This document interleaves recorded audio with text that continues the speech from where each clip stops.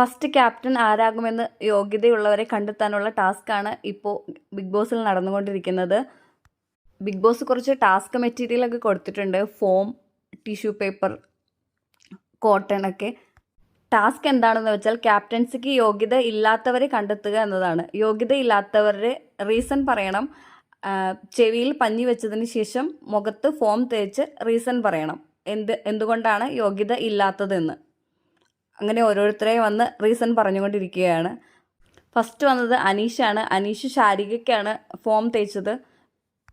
ശാരിക പുറത്ത് ചെയ്യുന്ന show scripted ആണെന്ന് പറഞ്ഞു എന്നും പറഞ്ഞാണ് റീസണൊക്കെ പറഞ്ഞത്.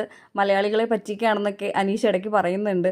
ആദില നൂറ അനീഷിനെയാണ് തിരഞ്ഞെടുത്തത്. ആരോട് റെസ്പെക്റ്റ് ഇല്ലെന്ന് പറയുന്നു.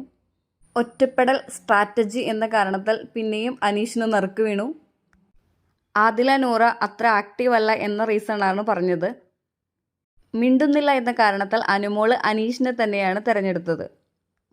ടാസ്കിൽ വേണ്ടത്ര ആക്റ്റീവ് അല്ല എന്ന കാരണത്താൽ ശൈത്യയും വന്നിട്ടുണ്ട്. ഒരു ക്യാപ്റ്റനാകാനുള്ള യോഗ്യതയില്ലെന്നും പറഞ്ഞ് ശാരിക അനീഷിനെ തിരഞ്ഞെടുത്തു.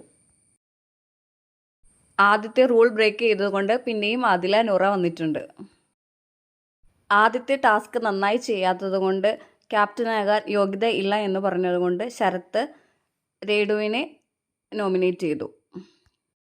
അനാവശ്യമായ ഇടപെടൽ എന്ന കാരണത്താൽ പിന്നെയും അനീഷ് തന്നെ സെലക്ട് ആയിട്ടുണ്ട്. അനാവശ്യമായ ഇടപെടൽ എന്ന കാരണത്താൽ രേണു റന ഫാത്തിമയെ സെലക്ട് ചെയ്തു. ടാസ്കിൽ വീക്കായ കാരണത്താൽ വീണ്ടും അനുമോള് വന്നിട്ടുണ്ട്. ചിന്താഗതിയുടെ പ്രശ്നം കൊണ്ട് പിന്നെയും അനീഷ് സെലക്ട് ആയിട്ടുണ്ട്.